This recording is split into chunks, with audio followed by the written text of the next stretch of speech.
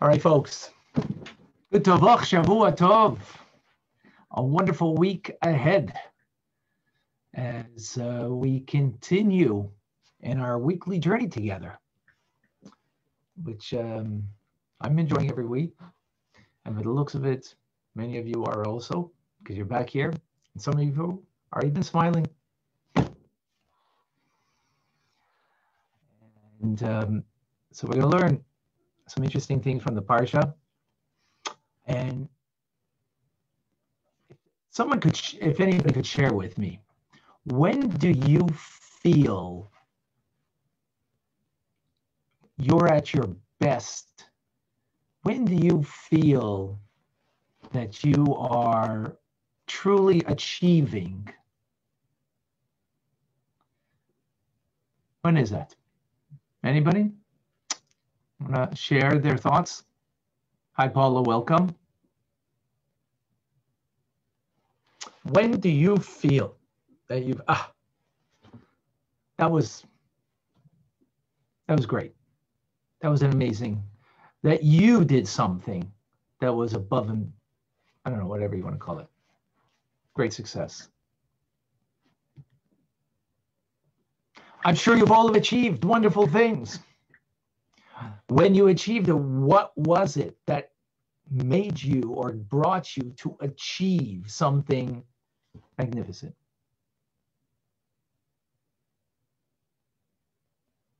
I'm not sure. Not all at once, please.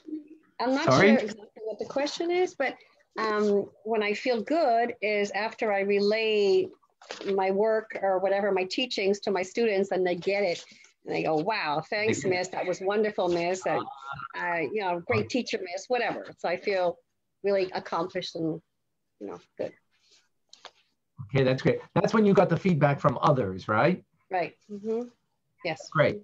When you got the feedback from others. Okay, that's wonderful. But then why was that successful? What was it in you that perhaps might have been different this day than that day, for example? Or maybe you're always that way. You just don't always get the feedback. Anybody?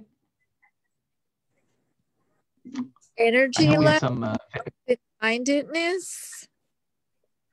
Energy level, okay, excellent. Open-mindedness, or being receptive to others, what their needs are. Excellent, excellent. Okay.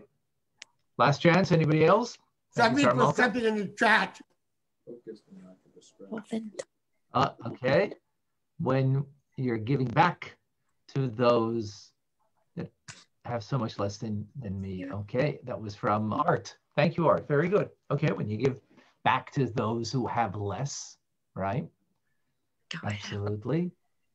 Well, but what is it about that? Those that have less, that that feels like a great achievement. What was the great achievement? Is that necessarily an achievement? Just because you gave to those who have less? There's something in that makes it great. What is it? Well, for me, it's when I'm focused and lack of distractions. Focus and lack of distractions. Who said that? I'm sorry, I didn't catch. That was Larry. Oh, Larry. Oh, okay, Larry. Thank you. Okay. Focused and lack of, okay, beautiful. Anything else? How about going above and beyond comfort zone? Who? Oh, Denise. She's the lady. You made it. Standing ovation. When you really feel that you gave it all, you went above and beyond, right? What you're normally accustomed to, normally what you feel that, that you are able to do. And then you feel, even when you don't get the feedback, right? And it's nice to get the feedback, but even without the feedback, if you sense in yourself that you literally went above and beyond, then there's a sense of I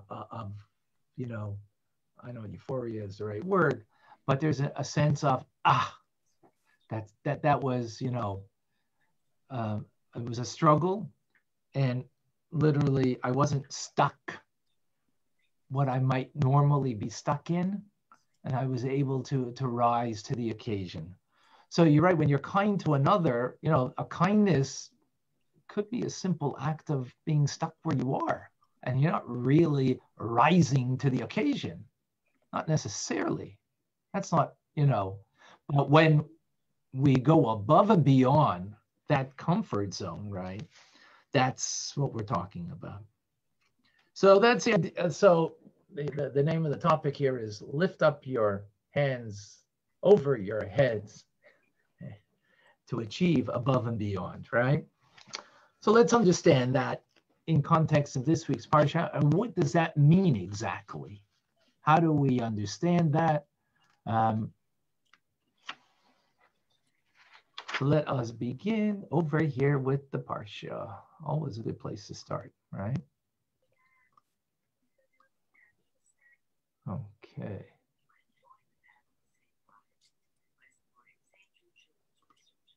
Do you see in front of you text number 1? Yeah? Yeah. Thumbs up? Okay, wonderful. Okay, this is the very beginning of the parsha. Parsha is Yisro. Now Moshe, Moshe's father-in-law, Jethro is in English, but we're going to call him Yisro.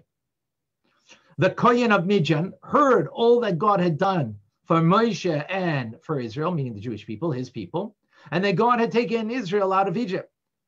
Now, Moshe's father-in-law, Yisro, and Moshe's sons and wife came to Moshe to the desert where he encamped to the mountain of God. Moshe told his father-in-law about all that God had done to Pharaoh and to the Egyptians on account of Israel, about all the hardships that had befallen them on the way and that God had saved them.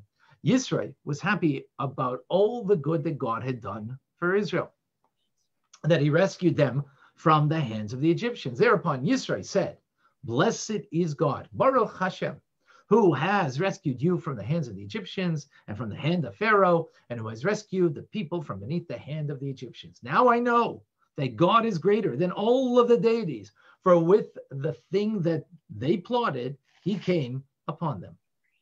Then Moshe's father-in-law Yisro sacrificed burnt offerings and peace offering to God, and Aaron and all the elders of Israel came to dine with Moshe's father-in-law before God. So Yisro, why was he coming? Why did he come? Well, this is not an ordinary individual. Yisro, he was a Kohen, as the verse says, Kohen Midian. So the Mechilta, the Medrash says, Kohen of Midian. Rabbi Yeshua says he was a priest. Rabbi Elazar says he was a minister. So which one was he? He was actually both.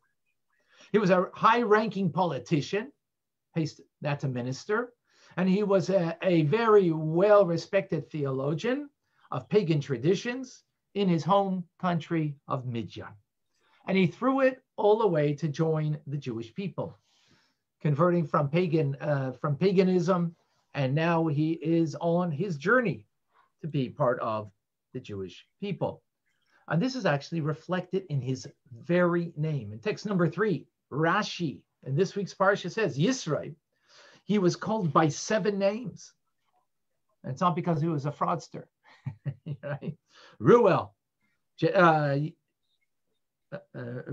Yeser, Yisro, Chovev, Chever, Kini, and Petuel.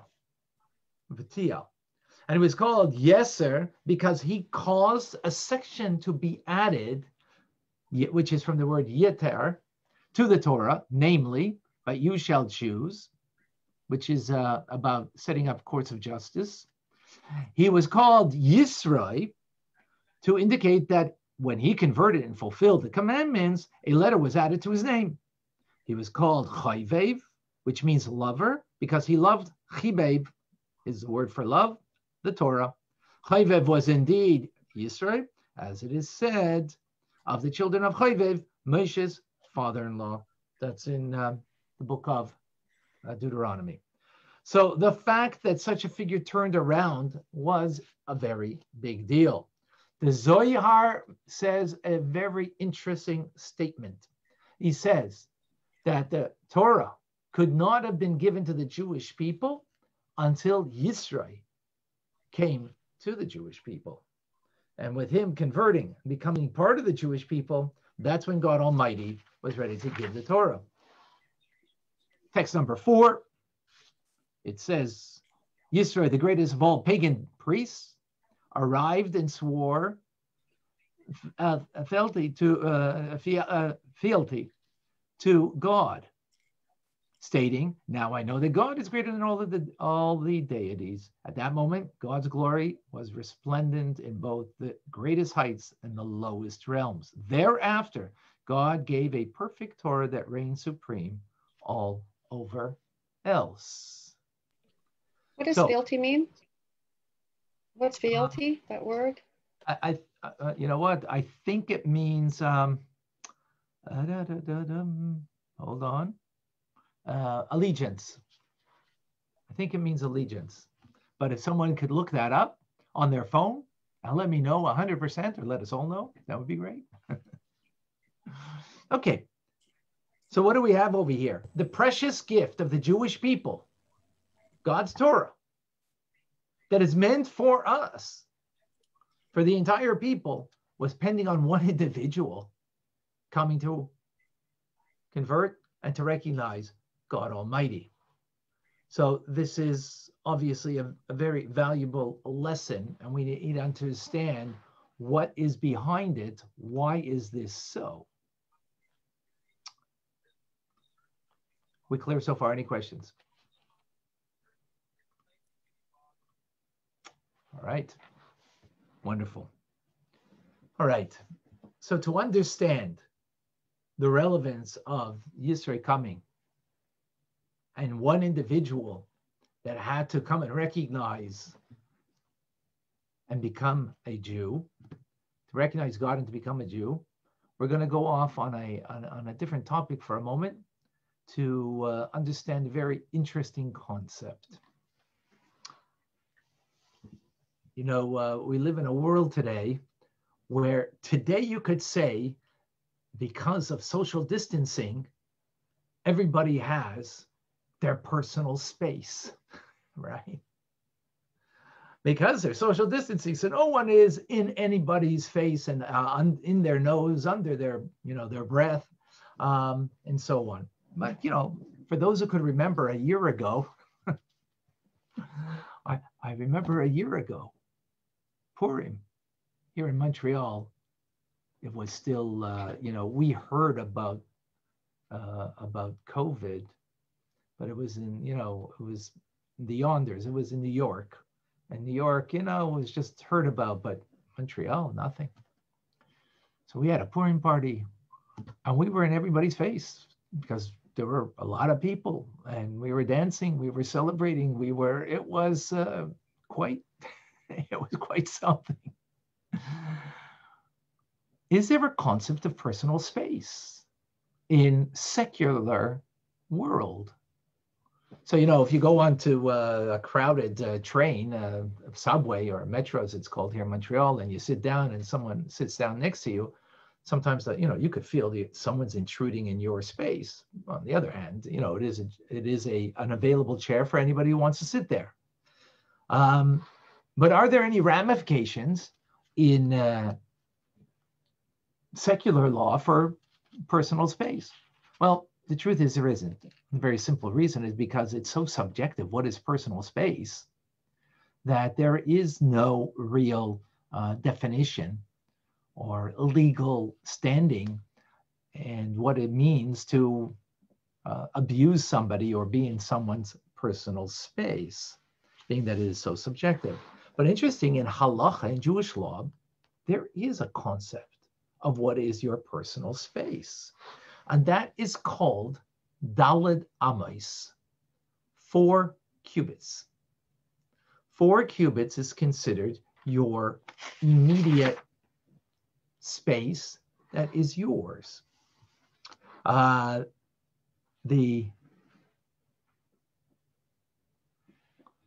look over here at the following. So 4 amos, cubits, surrounding a person are considered his or her personal space. So, okay, very good. But what does that mean? What's the ramifications? So one of the ramifications is if there is something that is ownerless, and it happens to be in my 4 amos, in my 4 cubits, I possess it. It becomes mine. If you come and pick it up out of that space, I can make the claim, no, it's mine. It belongs to me. Similar to like a courtyard. A courtyard, if something is in my courtyard, in my backyard, right?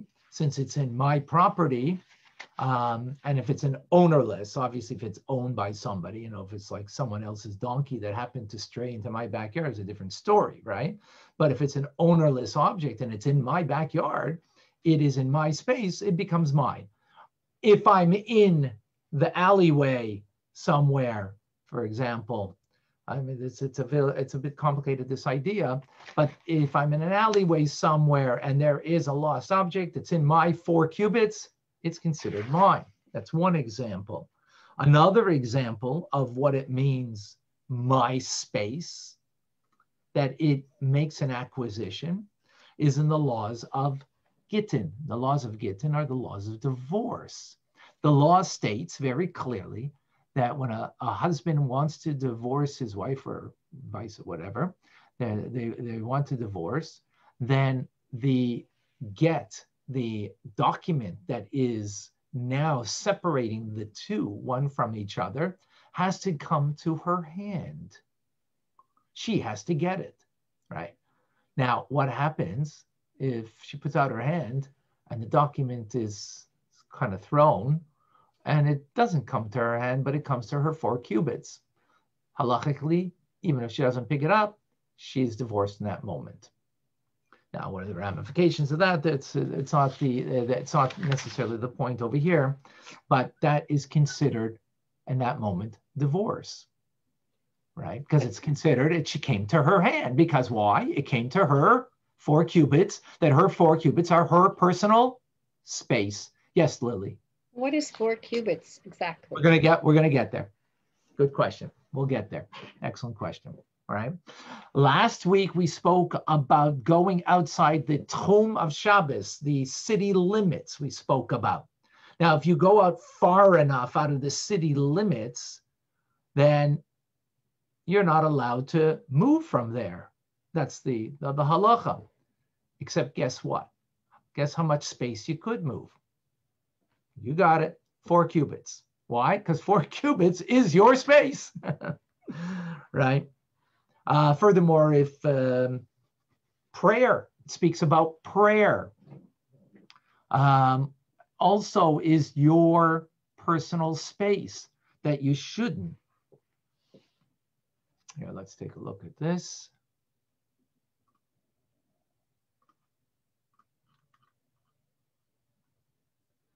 Text over here in front of you. One must not sit within the 4 amos, the 4 cubits of a person immersed in prayer, whether in front, in the back, or to the sides. One must distance themselves 4 amos. Likewise, one must not pass within the 4 amos in front of a person immersed in prayer. This restriction is limited to the front of the praying person alone. So that's speaking specifically about the Amida.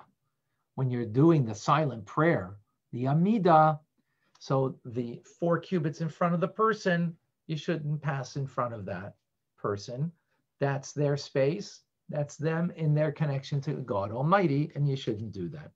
And finally, with regard to the obligation to display respect and stand up for a Torah scholar, the obligation only applies when the scholar who passes within your 4, you got it, for what? Amos, or cubits. Amos is in Hebrew or Aramaic, and cubit is in English. Why that number? Why is it that 4 cubits is the number that is considered your personal space. So the Talmud explains and says, actually, before I continue, is that clear so far? Any questions? Heather, you had a question? No? Okay. Yeah, I have one, yeah. But you don't have that space in many shuls. I'm a bit confused. Yes, thank you. No, that's a good question. And 770 for sure not. That's for sure not. Yeah, you're right. When that is definitely the preferred, and it's sometimes because there are so many people in a synagogue, then it's not possible.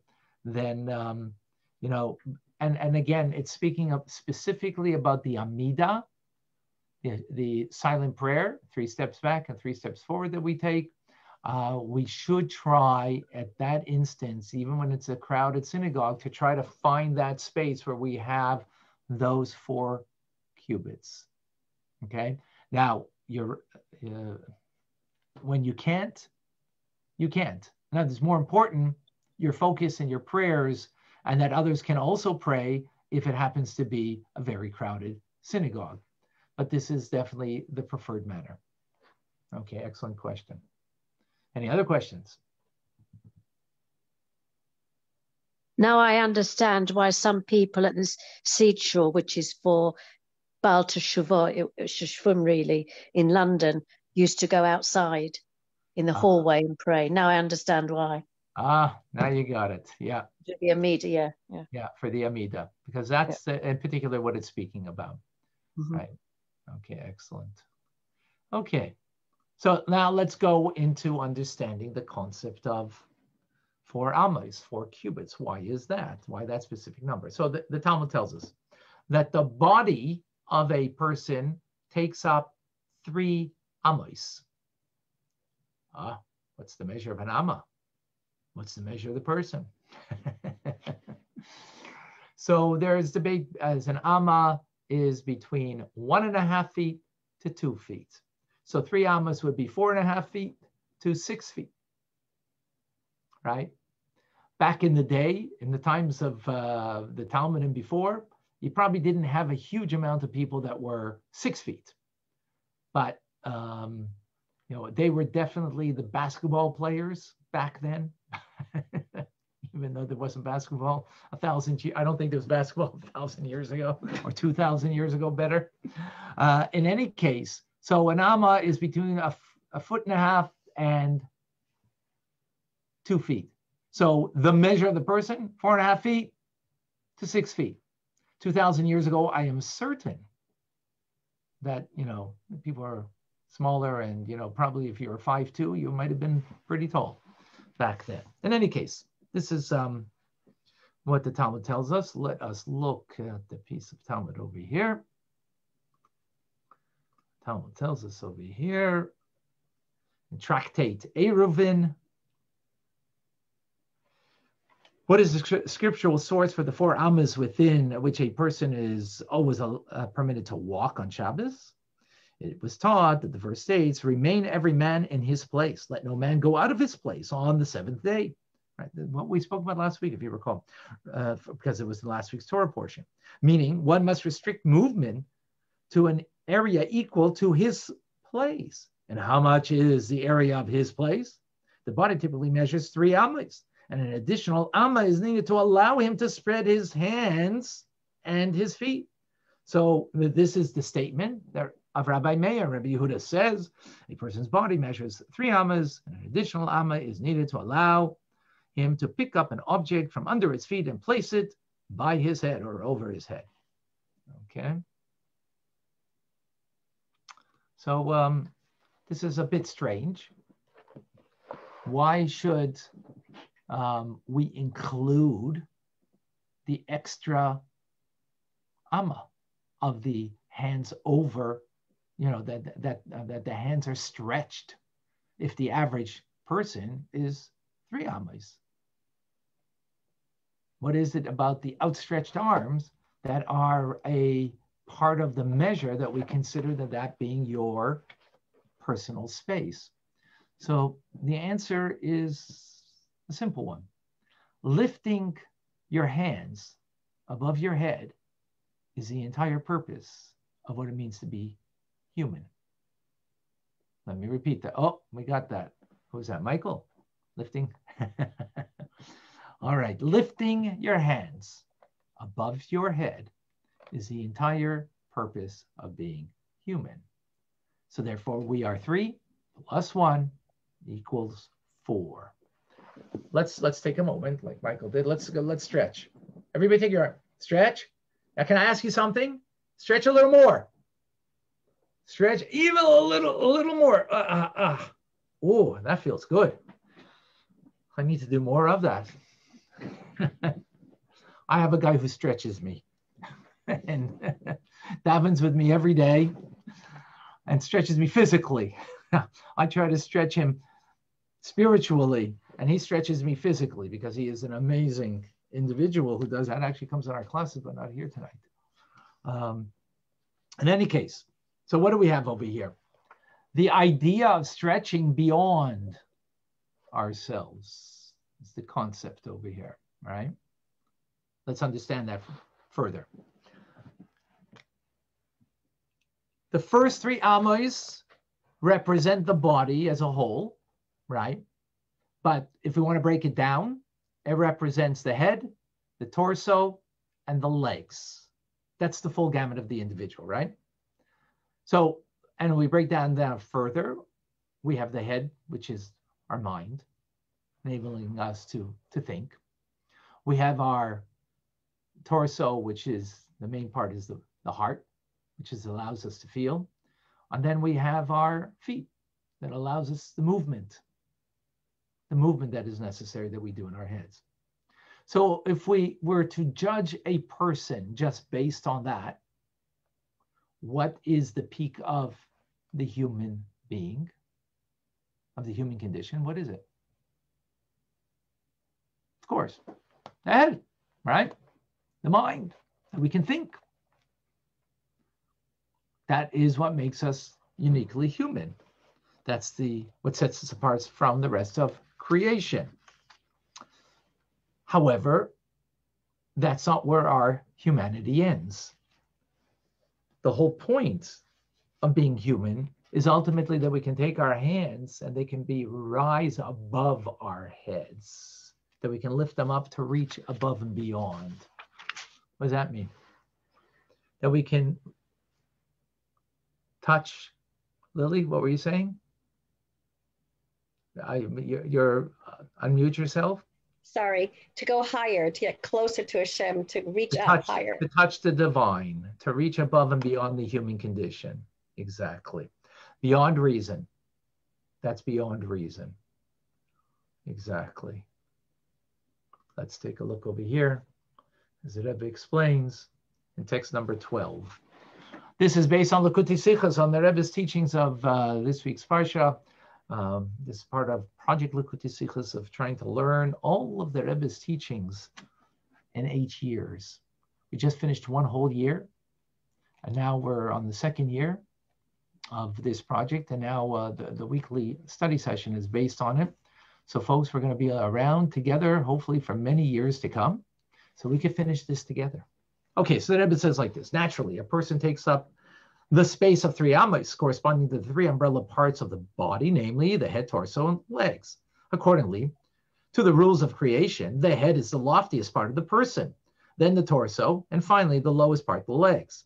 In this scheme, the hands, which extend out of both sides of the torso, are lower than the head. It is each person's task to reach beyond the 3 amos designated to humanity at creation, to reach beyond the peak of what the human can naturally achieve, namely beyond the head, the seat of reason. In other words, a person should use his or her reason, and instead of getting stuck in the parameters of the very power of reason, break free and engage in matters that are beyond what the head can reach on its own. Powerful idea. Oops. 1 second, sorry.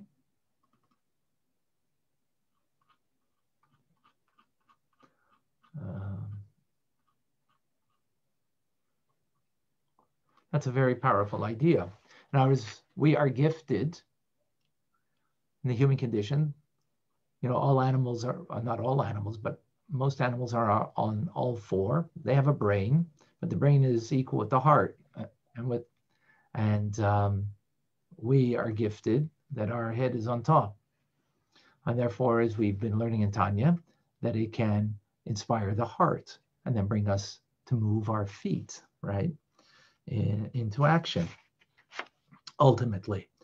So yes, we need to use the mind. Yes, we need to use our brains and to use our reasoning.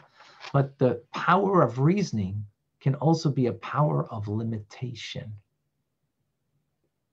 Because reason means I basically do that which I understand.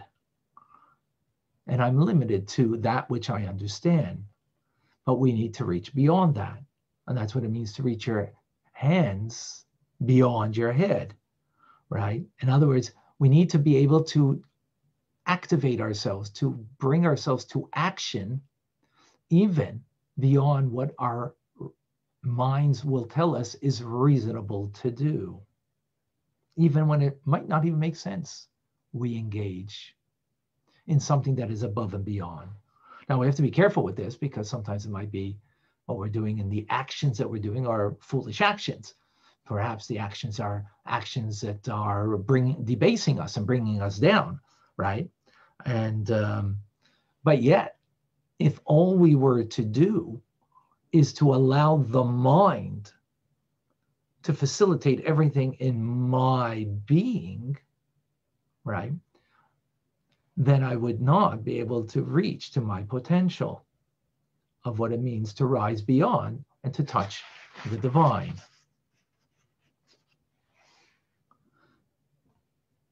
Any questions on that? We're good? All right. Wonderful. Wonderful. Okay. Let's translate this now into understanding it in other terms, in the terms of the Torah. This week's Parsha, as we mentioned, giving of the Torah at Mount Sinai. And so what do we have? How do we look at the Torah? So we had this in a class that we're learning in the essence of Chassidus. So, for example, Tanya, we could look at Tanya, and on a certain level, it's true, is the ultimate self-help book. It's the ultimate, book that will help me to master my life. It's true. There's no question about that. It's going to help to make me who I need to be. Absolutely. But there's something much more to then what that Torah is. And that is, let me ask you a question. Have you ever done something, written something, expressed something that you can say, in this, you have me. Anybody? Now, you might say an autobiography. I haven't written one about myself, and you probably haven't written about yourself either. You might say, when you read this, you've got me. You know me, you've got me, right? Anybody have done anything like that? Doesn't have to be an autobiography. Tim, please share.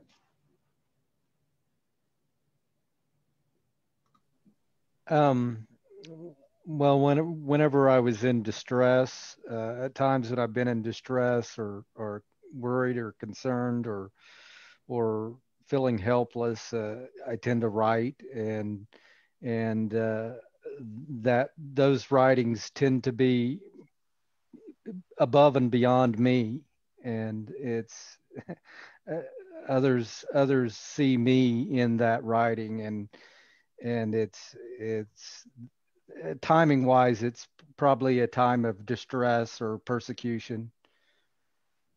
Okay, thank you for sharing.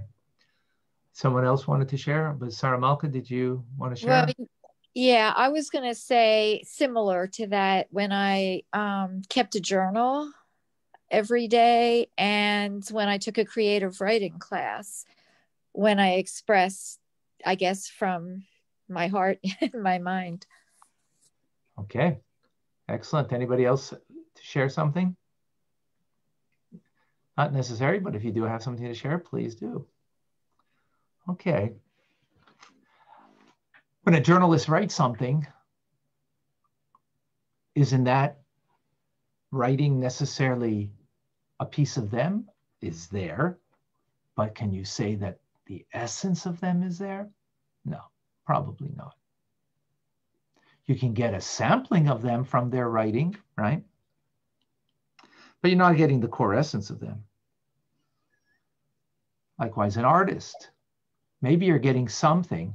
And actually, Tim, what you mentioned in Saramulka, what I might suggest is that what a person can get in that moment when you're writing is where you're at that moment. Are they getting the essence of you, your core, or your mood at the moment where you're at that time? Torah, though, God is giving in Torah the very core and essence of him. That's what he's giving us. He's giving the very core and essence of his being to us that we can connect to. That's what ultimately the Torah is. Yes, it's a great guide. It's a great self-guidance in life, self-help, and whatever else, but it's much deeper, the very core. Now, this we can understand something interesting. There are three parts of the Torah that we can say that are limited to reason. And they're akin to the human. That is also three parts of the human condition, right? The head, torso, and the legs. But there's a fourth element of Torah that binds us to the essence of God that is beyond reason. Just as when we pick up our hands beyond us, that we strive to something beyond us, beyond our limited human condition. So interesting how the Rebbe explains this, because in the essence of Chassidus that we're explaining it, taking it into another dimension, but we're not going to mix that in right here for those who are studying that tomorrow at 12:45. A little plug for tomorrow's class for our My Yeshiva that begins as every day from 12 to 1:30.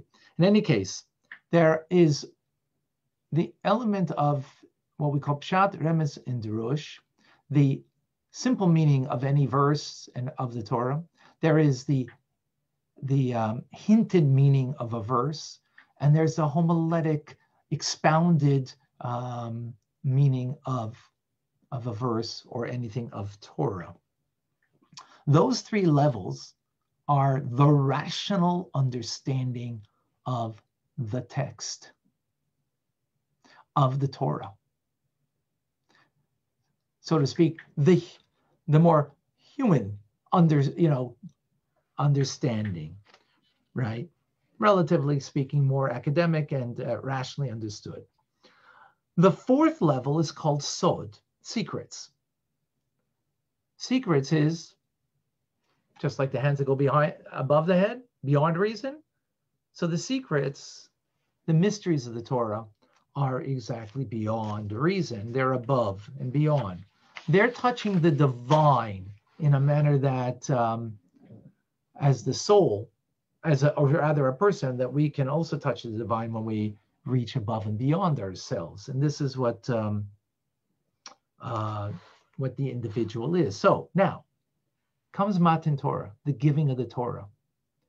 God is giving us what exactly? Well, he's giving us the rationale, right? The three parts of the body that we explained, three parts of the Torah that are the part of the human condition and we need to understand it perfectly rationally on each level. So if you're learning Rashi and Chumash, as the Rebbe teaches us, we have to understand that in the guidelines and the boundaries of what it means to understand the simple meaning of a verse. If you're understanding the text on the hinted meaning, in other words, that which is not obviously being stated, but it is only hinted in some manner. So then we need to there's different parameters and rules on how to understand that part of the Torah teachings. And then there's the expounded meaning. In other words, the way that it's kind of is expounding on life beyond the limitation of the discussion at hand. And all those have the different guidelines based on reason that we need to apply in understanding those areas of the Torah. But then there's reaching beyond that. And what does that mean, to reach beyond that? Then no, we're not reaching to the guideline, to the one who gives us the guidelines, the one who's telling us how to lead our lives and what our lives should look like. But through this teaching, we are touching God himself. We're bound up to God. We're reaching beyond reason, because to touch the essence of God is beyond understanding and beyond reason. God makes them available because he put his very core and essence in Torah that we can have it. How do we acquire that? That sounds like woo. You know, the human condition I get.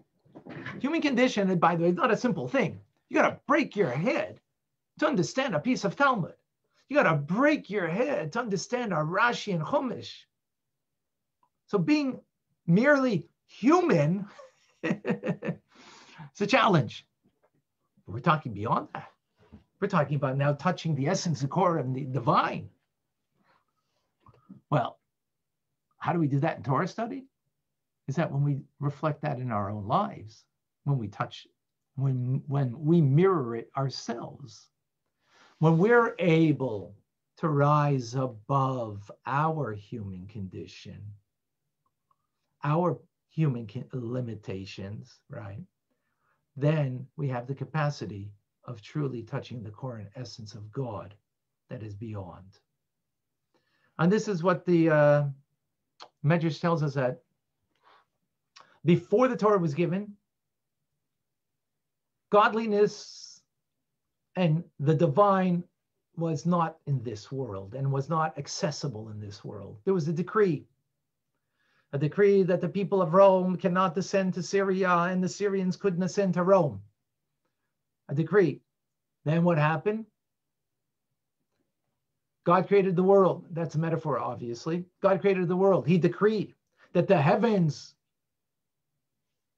belong to God and earth belong to humans before. Then that was the decree. And now God said, no. I'm giving the Torah. I'm bringing down heaven on earth. And those that are below shall climb above. To those above shall descend below. In other words, what we need to do is climb above the human condition. And then God can descend to us in the human condition, that we can have that which is divine beyond us. Is that notion clear? Any questions on that? Yeah.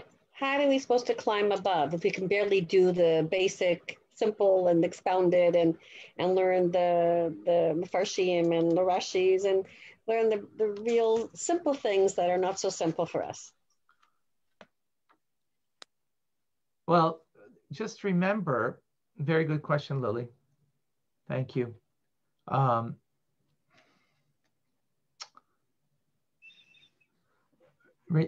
Remember that when we're learning Rashi in Chumash, are we touching the essence of God? Absolutely. It's not only when we're studying mystical teachings that we're touching the divine. Anytime you learn a verse in Torah, you're touching the divine. But how do we experience it? Most definitely, that's the fact.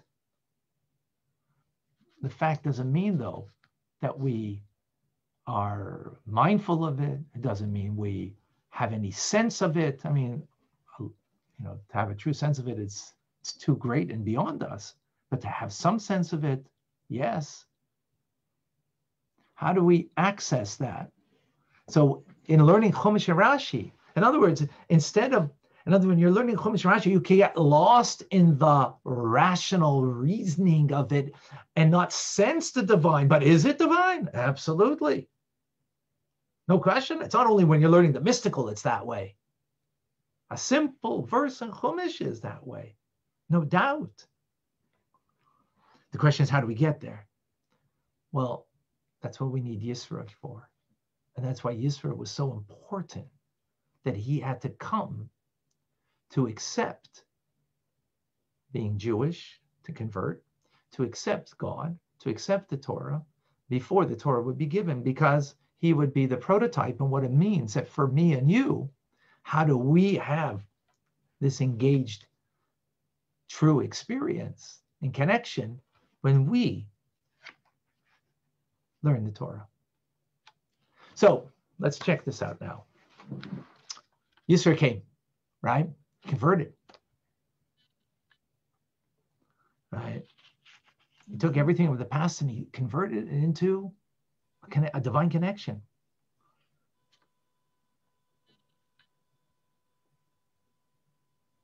That wasn't enough. The fact that he converted.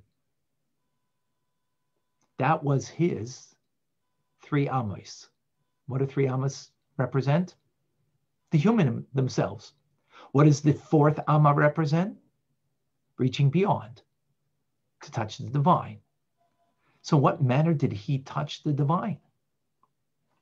He was still missing that. So it was because he was moved, meaning he got out of his comfort zone. He got out of his box, proverbial box, right? In other words, he could have recognized God and devoted himself to God without coming out to the desert. Remember who he was? He was a minister. He was a well-respected individual in his community. And he could have stayed there. And in the comfort of his environment, we're all comfort creatures on some level, that, we like our routine. We like to be, in control, in the area that's there where we can control. Where is he going out? To the desert. A place that he doesn't have control. A place that he doesn't know what will be exactly, right? And this is the ultimate. To be able to abandon what you have. Okay, here in the sense of, there's the abandonment of the positions, the glory, the honor, the wealth that came with all of that, and to be ready to abandon that, not knowing exactly what you're going to get, coming to the desert, going to get a few cactuses. I don't know if you know about the manna yet, right? So that's a bold decision. And this is what Rashi says in the first Rashi of this week's Parsha. Let us take a look.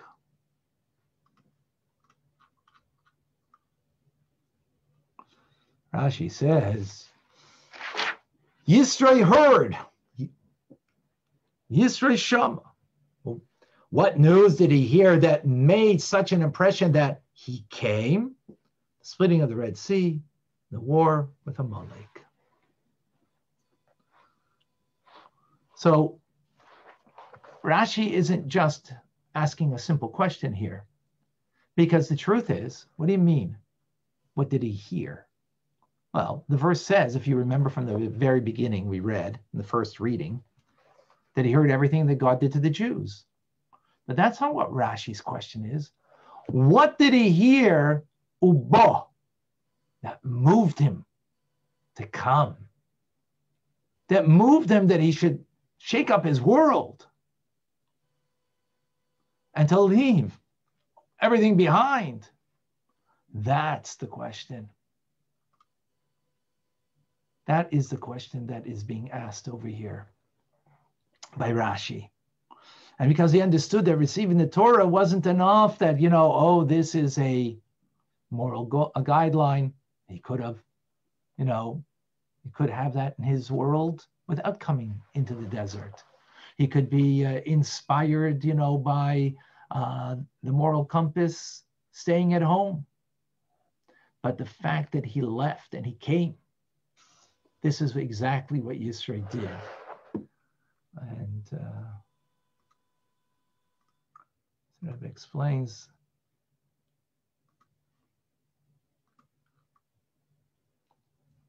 Text number 16. The entire thrust of Matan Torah was about shattering the great divide between the upper and lower worlds, namely that the physical creature should be able to climb out of his or her natural limits and reach beyond into the divine.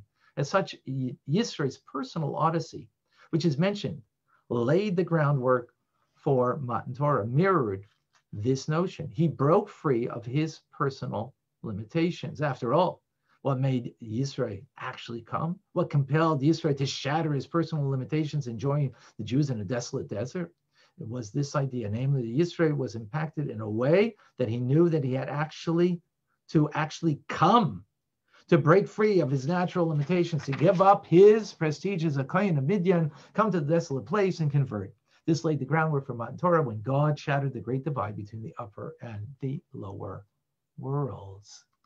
That's a very powerful statement that is being made over here. So what does that mean to us? What does it mean to me?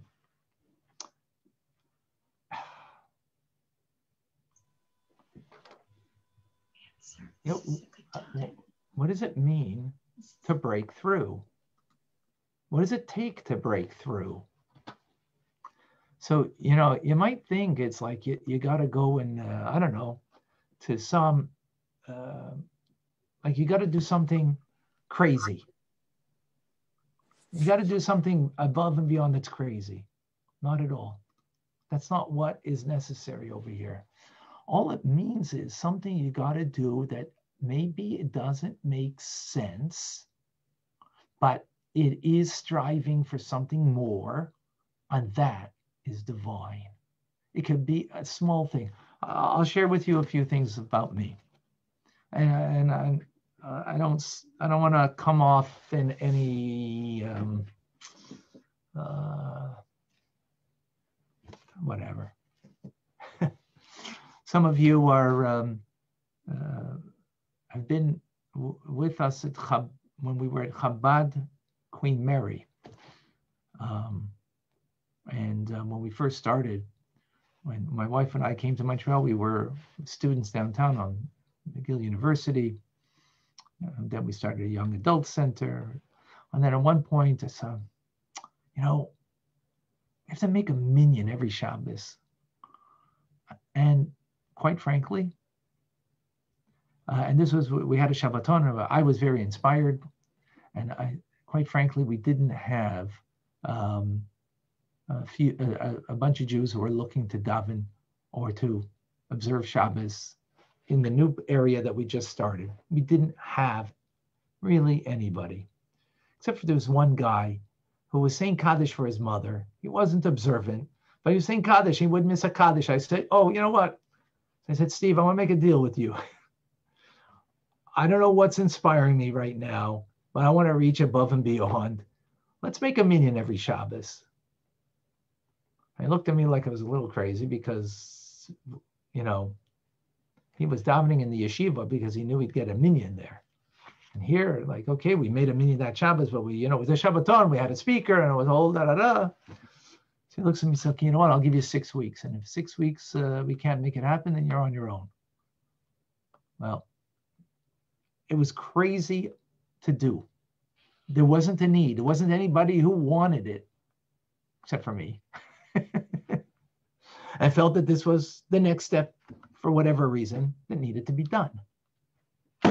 We haven't looked back. We haven't missed a Shabbos. Well, I shouldn't say that. With COVID, we had to close down. A few Shabboses here and there, but that's because of the regulations. But otherwise, we have not missed a Shabbos with a minyan, and so on. Same thing, and many of you know the story I've told it about Tanya, teaching Tanya every day. Same thing, crazy. Teach Tanya every day. Doesn't make sense, but I was kind of like backed into the corner because everybody else resolved to learn it every day. I'm learning it every day, so I have to do something more. Okay, so I'll teach it. I didn't know what I was getting myself into, but I knew it was a good thing to do, reaching above and beyond. You know, what does it take to do? Exactly those words. Just do it. It's interesting. What is above and beyond? It's reaching with your hands. Right? Why with your hands? Because hands are about action. Take action. Do something that doesn't make sense in your life. Meaning makes sense that if you think about logically and rationally, you know, till you're going to feed your heart and feel it in your heart and then come from your heart, that'll bring you to action. That's the human condition. That's the human condition. That's not at all how the Torah, why the Torah was given. The Torah was given so we could raise our hands above, that we could achieve beyond the human condition, beyond what we would naturally do. And really, all it takes is strong will, and whatever area it is in your life that you want. Now, we just did something more. We started my yeshiva. I don't know what I'm getting myself into, except I knew that it was going to be. There's always room on the plate to put more. You think your plate is full? Just put a little more here, a little more there. There's always room. It gets full. Okay, you know what's going to happen? You just reassemble things and things will fit. They don't seem to fit.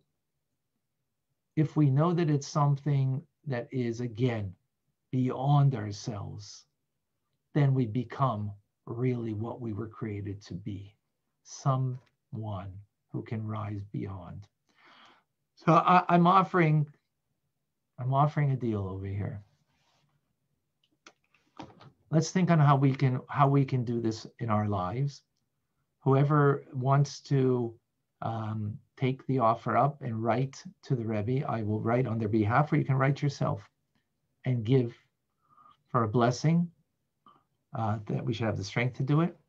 If you give me your Jewish name, your mother's Jewish name, for someone who isn't Jewish, then it means your father, your name and your father's name. And we'll write into the Rebbe. So we get blessing at the Ohel. We'll write in and we'll achieve things, and you'll see that ultimately is what makes you truly happy, rising above. And again, the amazing thing is, it's not about loftiness. It's our hands. It's about doing. Nothing lofty. No big. Make a Shabbos minyan every Shabbos. Well, that's not okay, there's work, there's whatever, but, teaching time, it's not a lofty thing, not a otherworldly thing, not about otherworldly, not about, don't get spiritual on us, but something that is, you commit yourself to it, I promise you, I don't have to promise you, you know already how that will bring you joy, how that will make you feel, it's, in Yiddish, a shtickl mensch.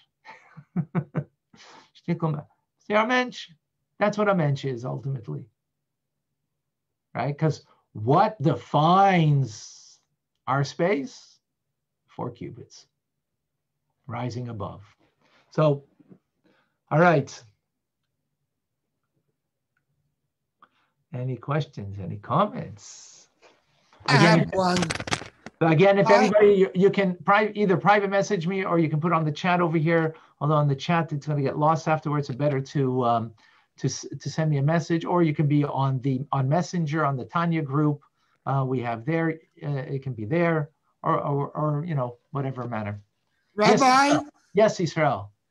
did Abraham Avinu go out of his comfort zone in making the circumcision of his son, so it's possible to go out before too, Madam Sarah? Oh yeah, you're right. But those are tzaddikim; those are righteous people. This is about me and you, Yisro. I mean, you're you know, Thank you very much. You're more divine. So I mean, it's about me. It's about simple folk like us. Those are righteous people that they're going to touch the divine. But me and you, that's what we're talking about, that we have now this great opportunity that we can do that. So who's coming forward? Anybody else with a comment or a question? Yes, Rabbi Fine. Yes, Larry. Yes, Larry, a quick question.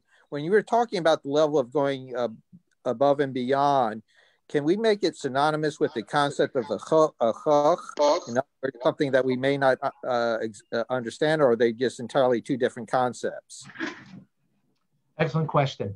So a chok means a statutory law of a law in the Torah that is beyond our understanding, like the red heifer, the law of the red heifer, the law of shatnez, or even kosher, by the way, in a sense, is really above and beyond logic and reasoning. That's about the Torah law. So here we're talking, so there it's about accepting that in Torah, there are things that are above our understanding, right? We're talking about different over here. To be a recipient of God's divine wisdom, ultimately, which is our intelligence that we can use ultimately, and that we can incorporate and have a connection to the essence of God. How is it? Is when we rise above ourselves, when we raise our hands. So there it's in the doing, in the actions that we take that rise above, as opposed to just committing ourselves to something that God says is beyond reasoning. So in other words, if you commit yourself to keeping kosher, that's an action. That's an action. What does that mean? It's an action. Yeah, because you're only buying this, you're not buying that. That's an action, which is, by the way, keeping kosher is probably maybe the most important thing that you could accept upon yourself if you don't do that already. That's an action. Now, how you relate to that mitzvah, that it is ultimately beyond reason, even though there are understandings of the mitzvah, but that ultimately it is a chok, a statutory law that is beyond reason. That's how we relate to it. That's what a chok means, a statutory law. Here we're talking about us rising above and beyond the human condition so we can touch truly the divine. How's that? In our actions that we do something. That's so there's a similarity, but it's not the exact same idea. I hope that's clear, Larry. All right, I didn't hear from Michael. I didn't hear from Heather. I didn't hear from, who else didn't I hear from? Leanna, Andrew. Who else? Who else didn't share? Not all at once, but you have to unmute yourself if you want to share. Is it like going from the bottom to the top? When you spoke about how we in your other JLI class that we had to go from the bottom up instead of the top down, to have a looser level of going up to Hashem instead of having him give everything. Maybe we have to make that effort too. Okay, no, very good, thank you. So the idea of it has to come from within, as opposed to that it comes from above. So actually, that's what we said. We have to climb up the mountain, right? That we have to go and climb up the mountain. But so here, when we're talking about bottom up, means in this instance that we're climbing up, bottom up, right? So it becomes something that we own rather than a gift that's given to us, right? And that idea is that we're rising above the human condition. hands above, that we're ready to do an action, something for God that I am just logically doesn't make sense. So for example, someone who keeps kosher in the house, but they work in a place where there's nothing kosher. And for them to make that commitment in a logical, it doesn't necessarily is logical, because it's like, I buy my lunch every day. It's not possible. How can I do this? Just 1 second. I can't achieve this. It's like, that's rising above that. I go to work, either I'm now going to make my lunch so I don't have to buy the lunch, or whatever the case may be, or I'm eating fruits and vegetables when I don't make my lunch, or whatever the case may be. In other words, it's something just, hey, this is too much. Yeah, exactly. It's too much, and we do it. That's exactly. Andrew. When we get the Torah, don't the Jewish people say we will do and then we'll understand? So isn't that really what Jethro did? I mean, he wanted to come and do that. Right. He was doing before he was really understanding. Right. So in a sense, it is that, but that not necessarily underscores the idea of it does. I shouldn't say it does underscore that idea. Yes, it does. But interesting here, Yisro had to come first before the Jews even accept that. In other words, he became almost the symbol of it. He became the empowerment. He became the inspiration. Right? Very good. Yep. Very good point. Rabbi, all I'd like to say is thank you very much for your time. Thank you, Michael. That's very nice. God bless you. You as well, Rabbi. Amen. Okay. But Rabbi Fine? Yes, Celia. God coming down in Matan Torah, that means to share his essence? Exactly. That's the What does that mean exactly, Rabbi Fine? Well, that's share what his essence. What does that mean? That's what we're studying in tomorrow's class. That's what we've been studying.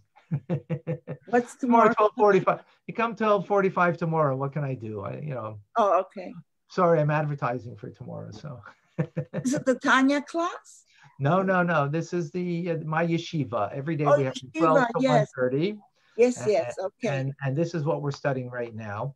But just to to appreciate, I gave the metaphor before of a journalist to write something, or Tim came forward and Sarah Malka came forward and they expressed something that they wrote, whether it's a journal, whether it's in a difficult time, writing about what you're going through. And there's no doubt that through those writings, you're going to get a snippet about them. I'm not certain though you get the essence of them. I don't know if you're getting the essence of them through that. Now, maybe Tim and Sarah Malka are such good writers. Perhaps. I don't know. But to say that you're getting the core essence of a person because they wrote something, you're getting an angle at a certain day, in a certain moment, a certain feelings, a certain attitudes, and about them that they are expressing at that moment. Is that an expression of their core essence? Maybe. Perhaps might be, but, it's like a painter, right? Is painting something, right? They're painting. This is the mood they were in that day. This is that mood that's being expressed on canvas now, of those feelings that they had at that moment, right? Is that their essence, or is that how you caught them in that day? Maybe another day you're going to catch something else about them. So to give the core essence of a person over is not so simple to be able to do that, right? Right? God did that. Well, God's God. He did that in giving us the Torah. In giving us the Torah, he gave us his core essence that we can now have a relationship, not to a dimension of his being, but to the essence of him. And when we study it, as we're doing it now, with that awareness, right, that we're touching the core essence, how do we come more to that? When we ourselves rise to our core essence. Our core essence is not the human condition. That's the condition God created. That's not our core. That's not what he created it for. He created it that we should be able to truly touch a deeper part in us, rising our hands above and doing some action that is remarkable. It might be small.